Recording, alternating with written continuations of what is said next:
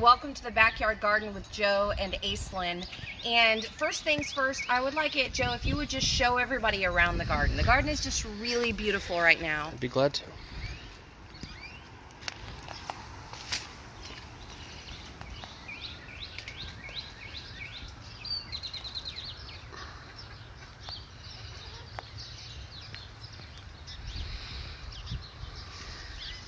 What you're seeing right now is really what I would call a food forest or a permaculture garden. You may or may not have seen me do a little bit of posting this last week about what a food forest is. And the important thing to note is a food forest is a permanent gardening space that has all heights and types of plants. But it is highly productive and has the ability to produce many varieties of edible food. So, the types of things that you can do are shrubs, trees, you can do ground cover. These are all the types of things, and of course you can also do your annual and perennial vegetables.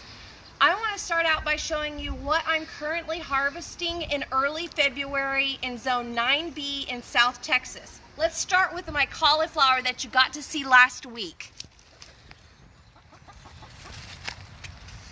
Look how beautiful it is. I expect that cauliflower to I'm going to give it at least one more week, and maybe by next weekend it'll be ready to come out of the garden. But as long as we're staying in these nice cool temperatures, let your cauliflower go as long as it can possibly go. Okay, I'm doing other things, like I'm harvesting kale on a weekly basis and making kale chips. I've got 3 or 4 different types of kale. Come over here and look at this. Beautiful cauliflower, another young one. Now, did that go in the ground at the same time? So this one's growing slower? Yeah, and who knows what the reason is. Space, light, who knows why that one took off a little more than the others. Beautiful kale. I'm harvesting that type of stuff right now. I can harvest cilantro. I can harvest dill. I've got dill over here. I can also harvest Swiss chard, that beautiful Swiss chard right there. I can harvest from these herbs over here. This is some marjoram, and then I've got some sage over here on this side. Come look at this, another variety of kale. All of these, mostly what I'm doing with them right now is making a batch of kale chips every week. So when I'm talking, and then of course look at all my beautiful eggplants. Lots and lots and lots of eggplants. I've got this lettuce that'll be harvestable maybe in the next few days. Even as it's small, that's fine in your backyard garden. As you've got a bunch more, you see I've got a bunch more babies coming up down there. Oh, that's all the same thing? Yep, it's all just lettuce. It's kind of volunteer coming up. One of the things you heard me talking about in food foresting is that you need shrubs, trees, annual and perennials, but also you need ground cover, healthy, happy ground cover like this yarrow. And this yarrow came from seed, and it's 2 or 3 years old, and it just kind of regrows, reseeds, and ground covers. It's good for your soil. It's also good plant material to feed your animals. It's high in protein. It's really an important plant to have in your garden if you can have it in your garden. All right, so now I want to do some trimming. Oh, there goes a little lizard friend. I have lots of lizards in my garden. They keep away from the chickens because the chickens will literally eat the live, grab them and eat them. It's hilarious, like back in the days of the Tyrannosaurus Rexes. Okay, so I'm going to do some trimming. One of the things I want you to keep in mind in best practices that you're cleaning your shears. I'm just pouring a little bit of alcohol over the tips of my shears. These shears actually need to be sharpened. That's something to keep in mind as well. You can do a mix of putting water and alcohol in here. I've been pretty lazy and just sprinkled some alcohol on top of it. This helps to keep you from passing diseases around, but it also just keeps your shears clean for your own health and safety. Speaking of your own health and safety, something to keep in mind. If I'm harvesting for food production, I do not harvest and use or eat plants that have bird poop on them. Do you see that there's some bird poop on this plant right here? This is not for me. I'm going to get rid of this. I'm going to give it to my chickens. That doesn't bother them. But these are the types of things that you will pass germs into your household if you're not careful. So be sure to just cut those off. Now, if you've got a big, beautiful tomato, and that big, beautiful tomato has bird poop on it, you have to be the judge at that point of how cautious you're going to be. If you're going to take that inside, make sure that you clean it with some organic grade peroxide and clean it off really nicely. If you're doing things that have a peel on them, that have bird poop, like cantaloupe, and you're not going to be eating that part of it, you might also do that as well. But some people are really cautious about that type of stuff, and that's a situation where you could get into a real problem with making your family sick with the beautiful stuff you're growing. So just keep that in mind. How big of a problem is that for you, considering that your entire garden is under this huge pecan tree, which gives a lot of roosting space? It's not that big of a problem. Okay. I will tell you though, as the Grow Local Learning Garden sells to the public, that was a very important part of the conversations that we were having out there on a regular basis. And being taught about that type of stuff was really important to us. One other thing about this garden that I want to show off is how many red flowers I have in the garden. And also, just keeping in mind the discussion about trimming, as you can see, I'm growing a lot of this red salvia flower. Two things need to happen. One, I need to trim some of this stuff back. Anywhere I'm potentially about to plant new plants, which will be this next weekend, and I'll talk about that more in a minute, I'm going to have to trim this stuff back. So you can see this has really taken over. This is all salvia along this edge. Oh, now, this is, yes, the flowers haven't bloomed the yet. flowers haven't bloomed. Yeah. Now, one of the reasons I kind of left this corner like this is because I used to bring my hose through right here. Now I'm not really bringing my hose through right here. So what I probably will do is get rid of a lot of this red salvia and plant another tomato plant on this side. But why so many red flowers, like the Turk's cap? And like this other one that I don't know what type of flower it is. If you know, please tell me, because this is a traditional Corpus Christi plant. It's red. It's red flowers. The important part about that to keep in mind is that the hummingbirds, the butterflies, all the different good pollinators love red flowers. So there's an important reason to have red flowers in your food forest. All right, so as I'm trimming things up, keeping in mind that when I trim my garden, I'm not just trimming for production purposes. So I'm not just cleaning out the leaves to get rid of all of the space around for planting, although I do a little bit of that, but I'm also making sure that I'm keeping it beautiful, because as you saw me hanging out in my garden, I want my garden space to be a place I want to hang out. The more you want to hang out and spend time in your garden and make it a space that's comfortable for you to enjoy, the more likely you are to take good care of your garden. And so make it a space you want to spend your time in, and make your plants contribute to the beauty. All right, let's go ahead and walk this way. As we pass by this awesome tomato plant that I grew out of this tiny little pot accidentally, look at all the tomatoes I have. And look at this big bad boy right here. Oh yeah, that's gonna be real nice for eating. Now, one of the things that I do to protect my plants from other things that eat ripe tomatoes is, as soon as I start to see a little red on the tomato, I go ahead and pull the tomato, and then I put it in a brown bag with other ripening tomatoes. This gets the tomato to actually ripen very nicely and quickly, but it allows you to take the tomato from the plant before it's completely vine ripened on the plant. Now, a lot of people would argue and say the tomato's only the best if you get it vine ripened on the vine.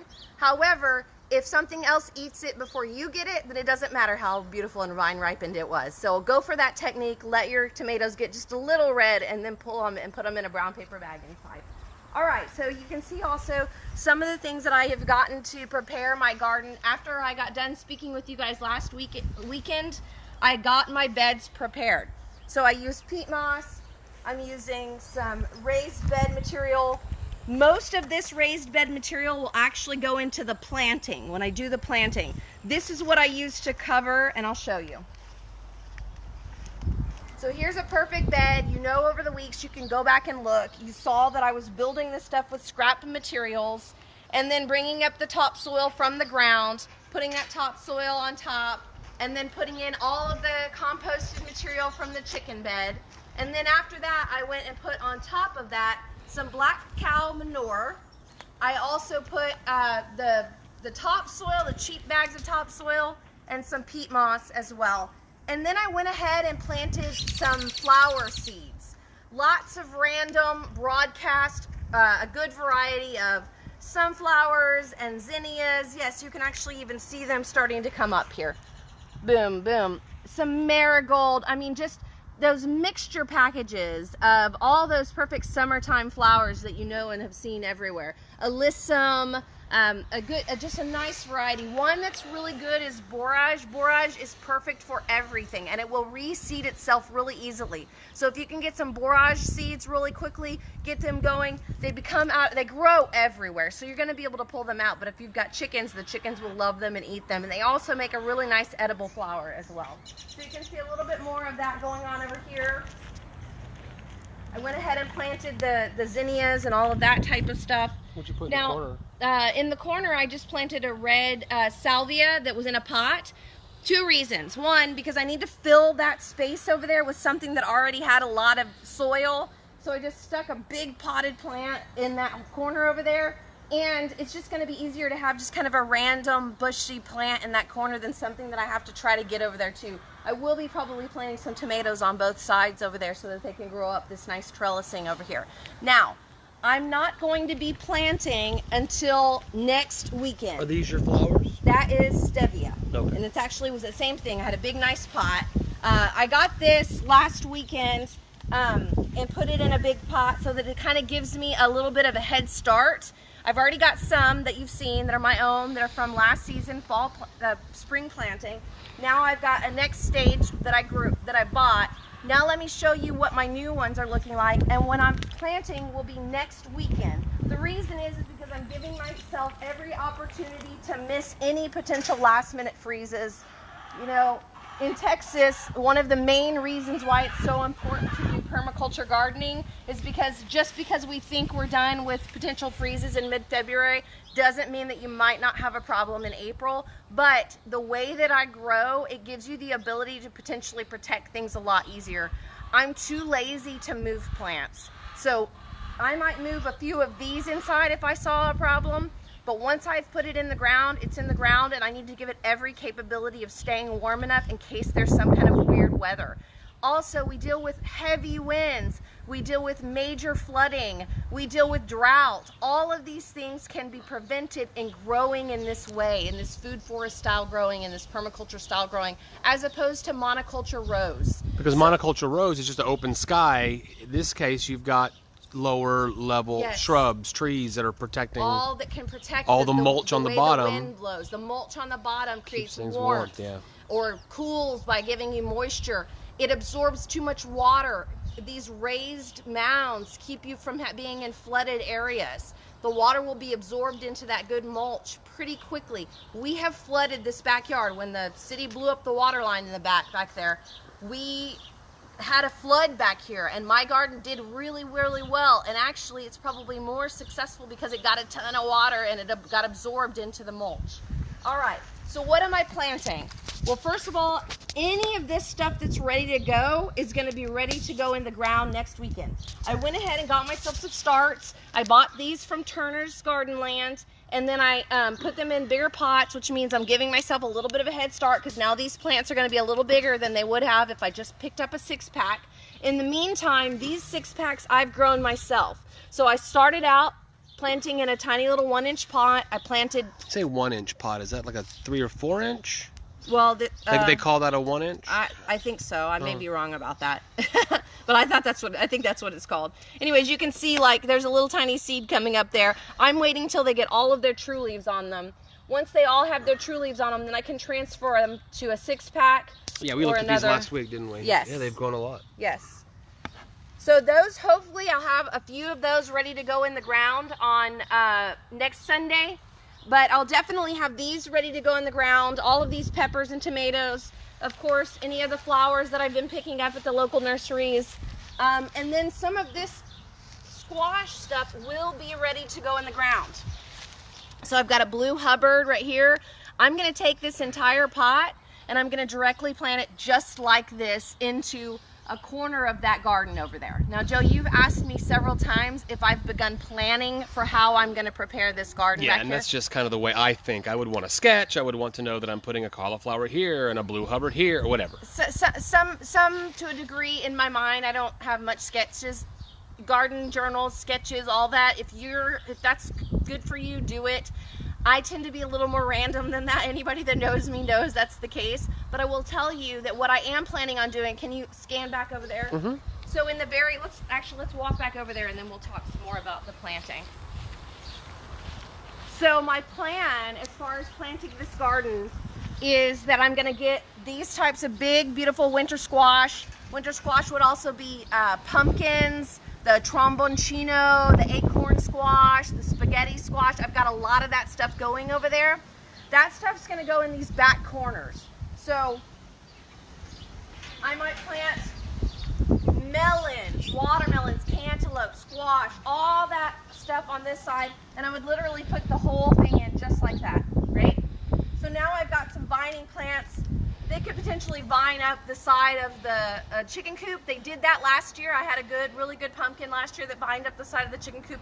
So I'm covering this whole section over here with all those vining, squash, melons, all of that type of stuff.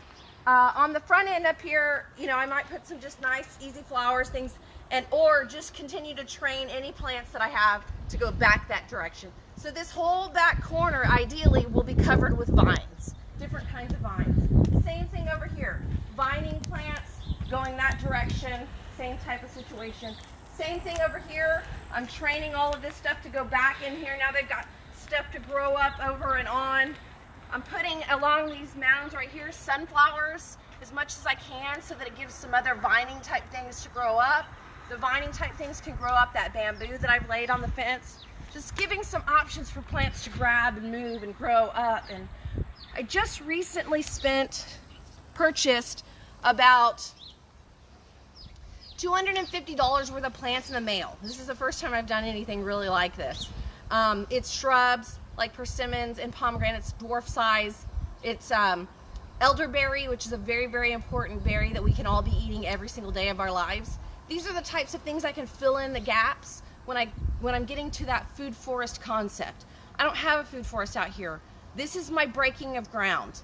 I do not plan outside of planting another shrub or something like that into the ground. I do not plan to break this ground or remove anything from this soil ever again. You will not see me tilling this up unless there was some kind of a weirdo problem, like I got a bad case of Bermuda grass in here. I might have to break ground and try to get those rhizomes out. Hopefully you're avoiding Bermuda grass and you never have Bermuda grass and you let your chickens eat up all the Bermuda grass before you get it in your garden. Okay, so that's something to keep in mind. This whole area right here is going to be cucumbers, tomatoes, anything that vines that needs big trellising. So I can do all tomatoes and cucumbers along here. I can also do some beans, and let me show you my seed packages. In addition to the transplants that I'm doing, I'm also going to be putting stuff in the ground, seeds in the ground next weekend. So I'm going to be putting seeds in the ground like yellow squash. I can actually start these this week in the pots. That's fine as well. Will you? Yes. Okay. Yes. And so some of these are pole green beans and some of them are bush beans. Now the pole ones are going to be the ones that are vining for me and that are going to help grow up sunflowers, that are going to grow up the walls with the tomatoes, all of that. But some of them are going to help be ground cover and they're going to bush and create just a bush instead. So I've got that. I've also got some bush zucchinis. I've heard these are very productive. Thanks to Stan, sorry, over at Turner's. Cucumbers, vining cucumbers, and they need a nice trellis. So those are going up the fence line over there as well. So those are the types of things that I'm planting. Now, what can you do right now from scratch? One thing you can do is pots. You can grow, if you've got a fence line, you can get a big pot, one tomato plant, give it some space to grow up on a fence line. You saw my huge, beautiful, tons of tomatoes growing in a tiny little pot. That's a good way to do it. The way that I make it inexpensive to fill that pot is I fill it with some mulch at the bottom of it. And then if I've got some sand or some pea gravel, I may put a little of that in there too. And then of course I've got my topsoil, my raised bed soil going in there as well. That's one thing you can do. The second thing you can do is take some ground cover junk that's in your yard, trim your trees, and make sure that you make yourself a pile. Then add some black cow manure, just literally make a pile, just pile it up. Then cover it with some topsoil from around, black cow manure, raised bed soil, We get that cheap black. topsoil. We get that all of the stuff you're talking about. We get at Home Depot. Home Depot, and Yeah. also Sutherland's. We've Yeah. done to Sutherland's. It got I use that All Kellogg's of the brand. nurseries have them, Yeah. you know, but cost-wise, I like to go to Home Depot. Yeah, and I try to stick with organic, although I do so much organic and I put so much into the soil that just the word organic on something doesn't matter to me as much as taking turning it into an organic garden. I'm creating the organic garden. Don't let the word organic sell you on everything. And if you've got questions about that, feel free to ask me and I'll tell you where I'm a purist about it and where I could care too less. Burpee seeds from time to time, if I find a good burpee seed that I like, as long as I know it's still an heirloom variety. I do like heirloom varieties as a top priority, and I'll talk about that some more in a minute. But the concept is that grow. That's the most important part, and use your land and the materials in your land for growing. Now, so you're building your own bed, and you can do that in a weekend with your planting as well. And you're planting your beans, you're planting your summer squash, you're planting your tomatoes, your peppers. I'm actually going to put most of my peppers in the other garden because they're going to be better for that. They can also, what can grow in that other garden in addition to what I'm planting is any of the bush summer squash, the bush, my peppers, green beans, my bush beans, that kind of thing. I can put any of that stuff into that smaller garden over here. This garden's really going to be about vining and trellising. And then as the year goes on, I'll be able to see what can stay, and then I'll be able to get more permanent stuff in here that stays permanently. Squash doesn't stay permanently. That's going to be, but it can be a year-long process. I could literally have a winter squash, pumpkin, melon. I could have that in here for an entire year till this time, you know, or till we get to the freeze season again next year, and then it wipes out. So that's the kind of stuff we're working on. Now, I have a treat for my ladies. Hang on.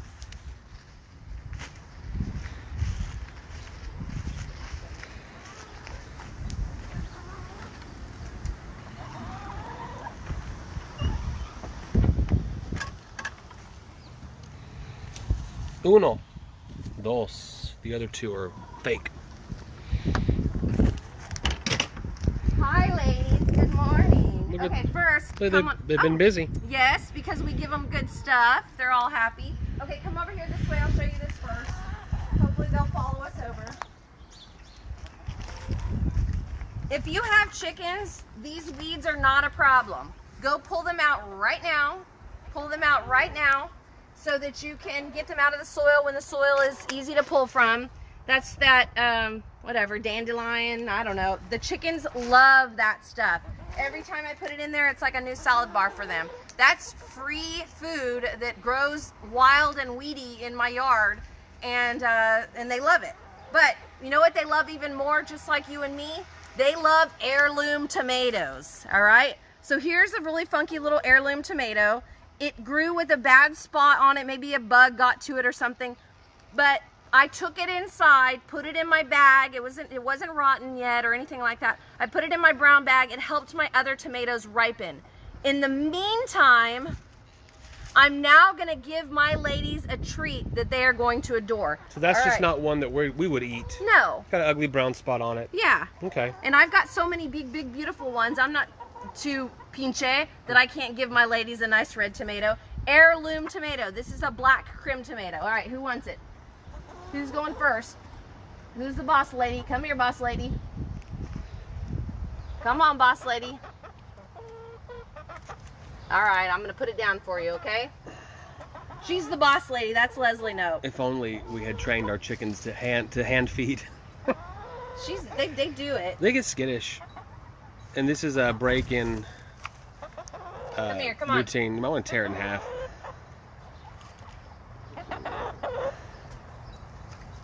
Go get it. No? Oh my God, y'all are. You know what? Y'all are. This is the only produced portion, really, of the whole thing, and they are completely screwing you over, aren't They they? are. You don't love that tomato. Oh. She's like, all right, fine. If y'all ignore it, I'm going after it. Now watch this. They'll all run over. Because she wants the seeds first. That's why when you break that open, it's a little more. They get into it faster because they hand peck out those tomato seeds. Okay, I did want to mention heirloom tomatoes.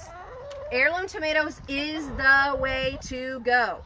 All that other hybrid, we made it so it grows better in the summertime, whatever, fine, you'll get some tomatoes off of that. But heirloom tomatoes are the best tasting tomatoes. That is a black Krim variety. I also grow Cherokee purple, big cherry red. There's a lot of heirloom tomatoes that do very, very well. I have given them not hardly any attention at all. I've grown them in tiny little pots. I do give them healthy soil because that's something I work hard to do. I don't give them a ton of fertilizer. I do give them some fertilizer, but you know, keeping in mind how to handle your trimming shears so that you don't spread blight. I did also learn a little bit more about growing tomatoes. I actually picked up the Bend magazine. There's a real pretty one-sheet article in the Bend magazine here in this February version of it, and it's got some pretty tomatoes on it, and it's Justin Butts talking about how he grows tomatoes. One of the tips that he gave, which I definitely will use, is that he gave to use cornmeal on some of your leaves and around the ground, which completely forgotten, but that's a good way to keep some of that blight and fungus and stuff like that off of your leaves. The other thing is that your plants are going to want to have some calcium. So throw your eggshells out there. I mean, when you're composting, you're putting calcium in your soil on a regular basis. If you've got some crushed up oysters, which we use that for the chickens anyways, throw some of that onto the ground where your tomatoes are growing as well. But pick up the Bend magazine for February. You'll get that article from Justin Butts, which is a great article about growing heirloom tomatoes. But also you'll get an article that's about what to eat right now in Corpus Christi, some of the best restaurants, and I contributed to that and was a huge part of that. So that's really all I have to say for today. Don't forget that tomorrow we launch episode 23 of Dinner Table Talks, and you get to hear both Joe and I, and it's actually a pretty funny episode. I'm enjoying it. You'll hear me talking about crawfish, one of my favorite foods of all times. That's it. I love you guys. Have a wonderful Sunday. It's planning on raining today, and so get your garden planted right now.